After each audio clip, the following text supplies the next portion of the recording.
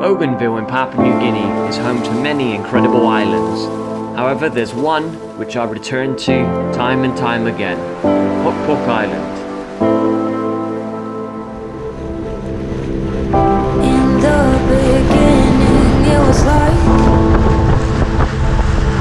we were glued to each other, yes we were. And in a room full of people we lost our sight.